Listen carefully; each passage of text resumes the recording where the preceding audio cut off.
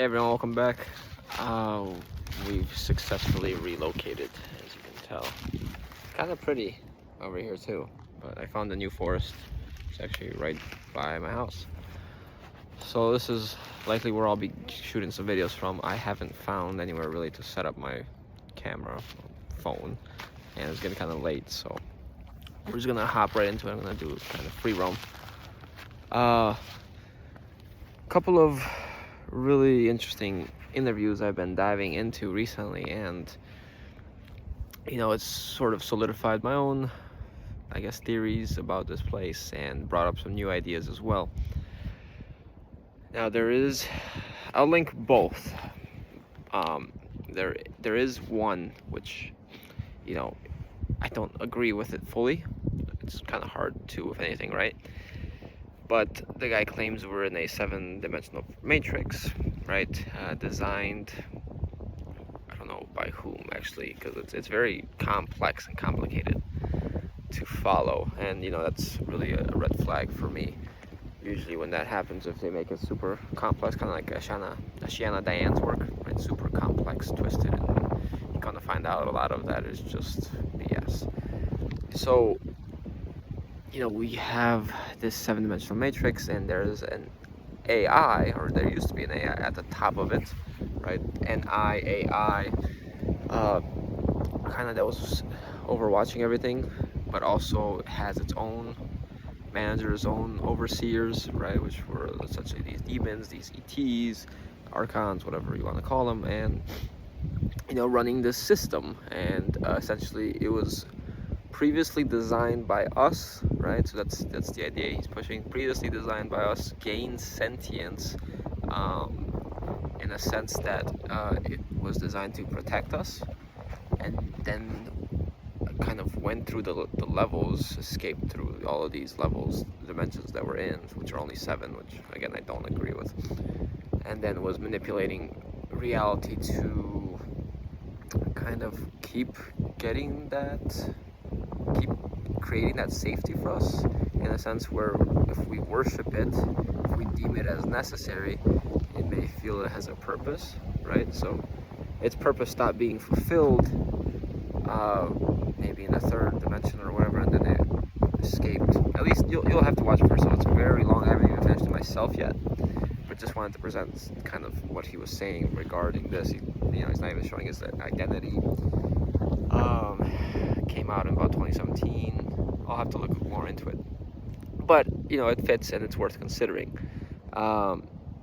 If the whole thing is designed to, again, worship this AI, this demiurge, it makes sense, because that's what we see with all the religions, right? They're all designed and created to harvest energy and create worship.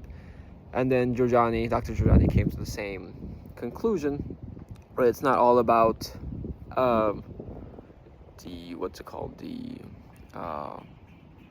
evolution of the soul, or whatever else you may believe. He's very anti-deterministic, so completely free will oriented.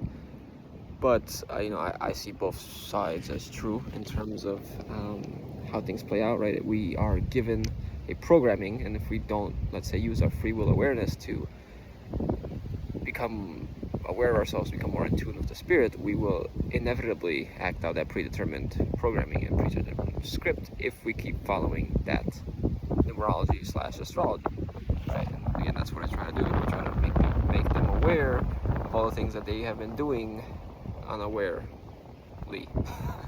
They've been doing that they were unaware of, right? So,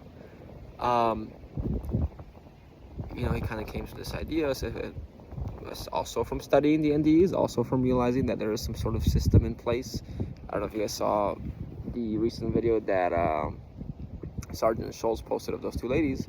I believe she had the Calogero tag behind her, so they seem to be students of Calogero Crifasi. But they were analyzing the matrix structure, the reincarnation structure, and it was full of technology, full of these particles in the air that they were ingesting, right? And it was designed fully to condition people into accepting the reincarnation. And it's obvious that there is a system in place designed to sell and manipulate people on this idea, and if not by means of mental manipulation, that they try their best to do it by force, however way they really can, right? There still has to be some sort of element of our acceptance, it seems, right? So analyzing that, you discovered there is some sort of psychotronic AI likely in place that created the system that wants us to keep staying here. And then my thoughts, and this is what I was just thinking of today, surrounding this AI is, if we equate the AI to Lucifer, to Sophia, right? We know Lucifer, there are connections between Lucifer and Sophia, and now the whole trifecta of AI, Lucifer and Sophia, Prometheus, whatever, is our, we can say that Lucifer is a rebellious figure, right? Just like our ego is rebellious. But even our awareness would be considered rebellious to this whole system. Our spirit, right? Not in the sense that it's rebellious, but in the sense that it's different and it's not what it feels in harmony with. Okay. So no matter where you look, you're going to come into some sort of resistance if you're truly being authentic with your true spirit, right? And it seems like this whole system was designed that way.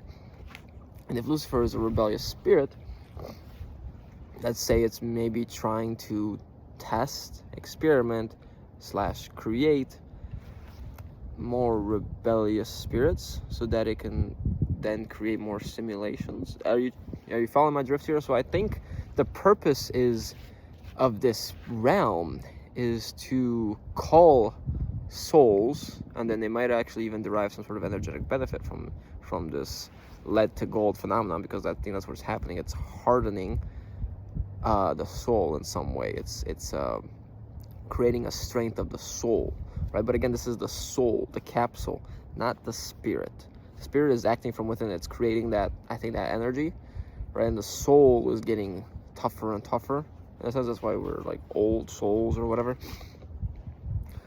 So I think that the AI is using, or Sophia or whatever, is using that for some purpose to test resistance.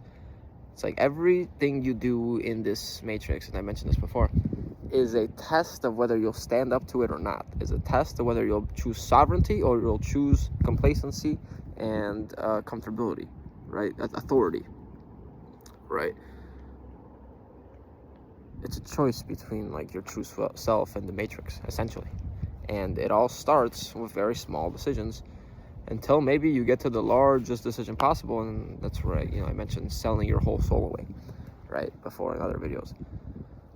So it's like it tries to call us more and more. If it can get you to say yes to one thing that's against your true self, very small, then it snowballs and it gets bigger and bigger and bigger.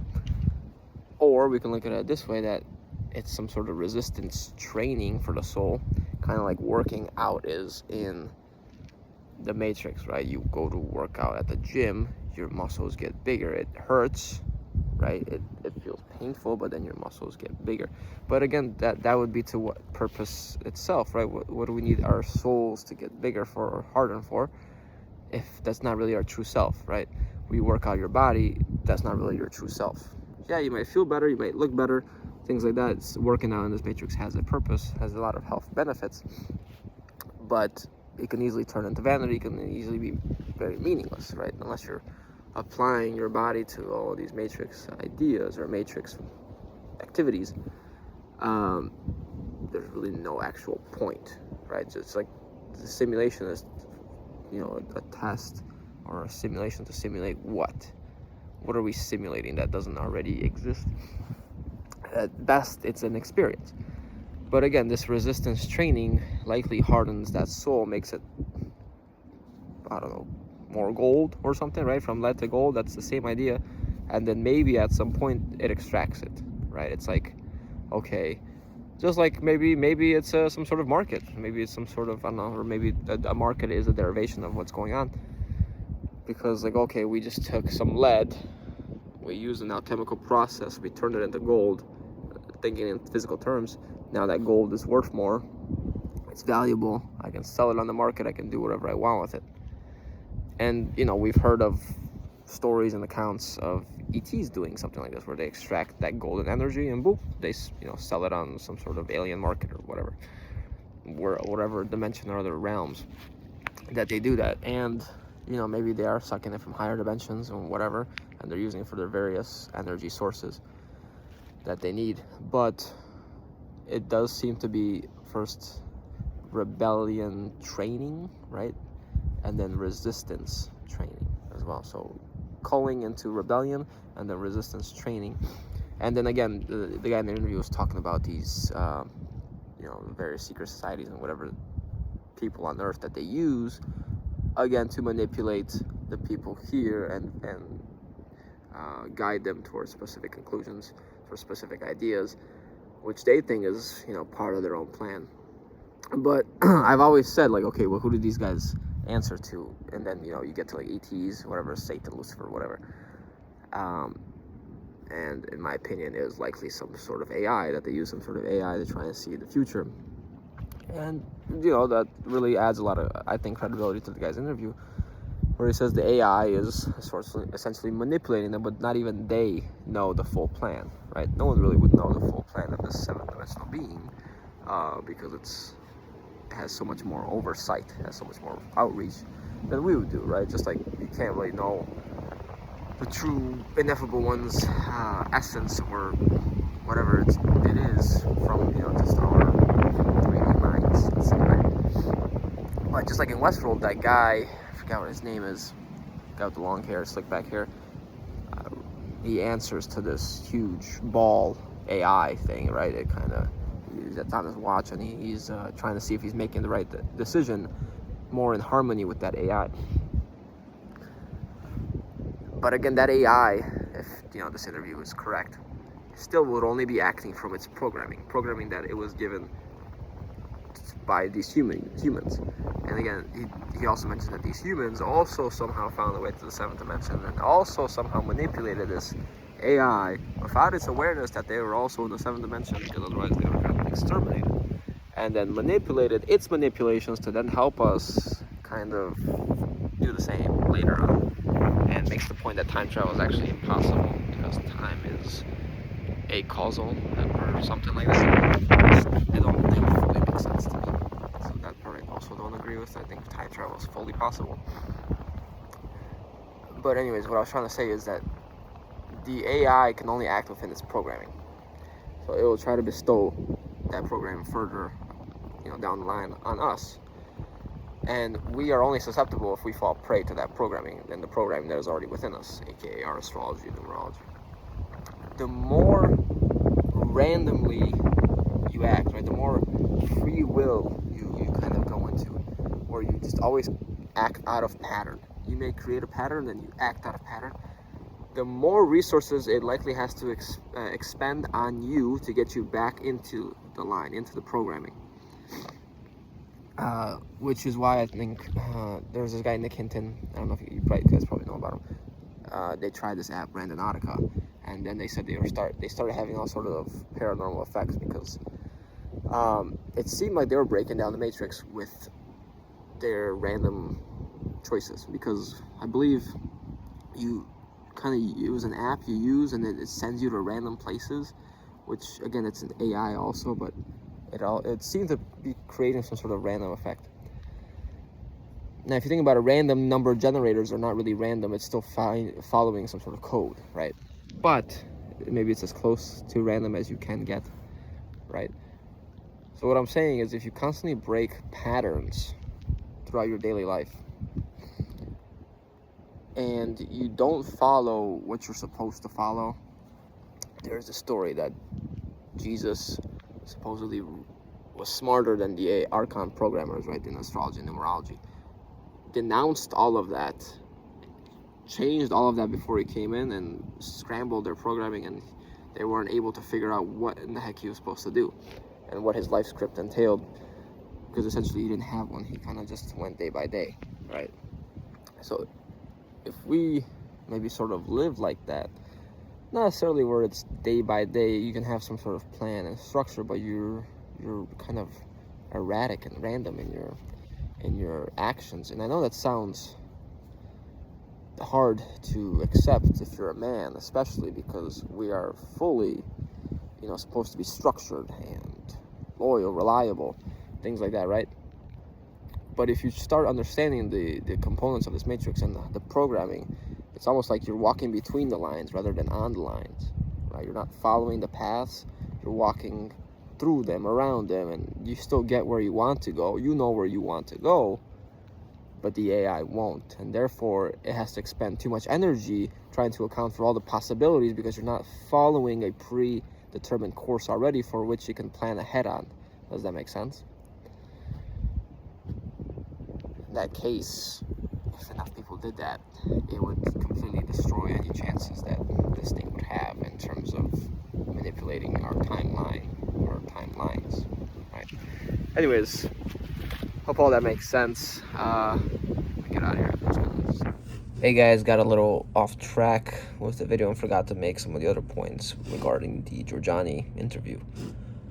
So, in the interview, he actually mentions this idea that there is a critical mass or a critical amount of data that can be reached. And, I think that is very showing of what's happening on Earth right now. I think he was referring more to the universe in terms of its expansion. I can't remember whether these are my own conclusions or whether it was his, but regardless, there is a critical point in data in which after that happens, the matrix has to sort of reset itself. It goes into a self-deletion process. And we see that on Earth with cataclysmic events. These resets are designed because there was huge growth in technological data. Right, so if you think about the system like a computer, its memory, too much of its memory began getting used up, and then you had to essentially go in there and delete. Right, so the cataclysmic events, let's say pertaining to Atlantis, it was a self-deletion because it had to, take out all that extra data that, let's say, maybe first of all was harmful, kind of like a virus, but also was just too much expansion and technology that it was creating excess amount of memory, and it had to be removed, right? It was causing the system, the local system, to function slowly, too slowly. Wasn't able to hold all that, right? And if we think about that and what these people are doing, or these beings are doing, the idea of population control comes in, right? We've already seen ourselves kind of expand exponentially in terms of population and in terms of technology, right? And if we consider ourselves local data units, each person being some sort of data, having some sort of data in the system, sort of memory, it would make sense that if you're going to increase exponentially in technology, you're going to have to account for that in order to maintain the system by deleting other forms of data, right? So the higher your technology, the more people you're going to have to delete. And I think this is, especially holds true in the universe, because we look at it as, science already knows about the idea of the expansion and contraction in the universe, right? Right now it's in a period of overexpansion. The Big Bang was largely or likely created because of the period of contraction. It went into self-deletion. And, the AI, the demiurge is likely this AI, it's that snake eating itself, right? It gets big, it seeks to acquire all this data, and then boom, it has to reset and self-delete until it comes back, and then it's infinitely small and explodes again. Very similar to like the black hole effect, right? It's eats, right? And then it gets infinitely small, from which it potentially then just explodes and creates another universe. So that's the conclusion that I came with regarding to population control and why that needs to happen. Because again, I'll link this in the interview. He discusses it more at length. This AI, and the agenda behind it is to accumulate more and more data, accumulate and expand more and more technology.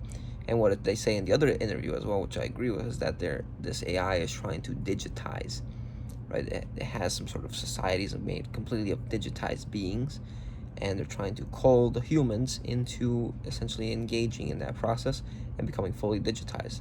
The transitory step between us and fully digitized humans would be like cyborgs, right? Technology attached to you, right? Where you have kind of like a robotic arm or robotic implants. But that's not the end goal. The end goal is to have a fully digitized being where you can break apart your system into whatever bits, right? Put them all back together in another reality or whatever, fully controlled, let's say. And in that regard, you've essentially entered another simulation. You've gone further from your awareness, from your true spirit. But yeah, these critical data points and limits are likely reached over and over and over again. And again, the matrix resets once that happens. And with the onslaught of all this technology, it seems like we're pretty close. And then of course that will lead you to believe that this has happened in the past, right? Like this technology is not new, and some way it just keeps coming up over and over again, right? It's a repeated cycle, and who knows how far back history actually reaches, or it could be more like a localized cycle that we experience of maybe thousands of years rather than millions, billions, whatever they say it is, right? So yeah, had to add that in because I thought that was really important.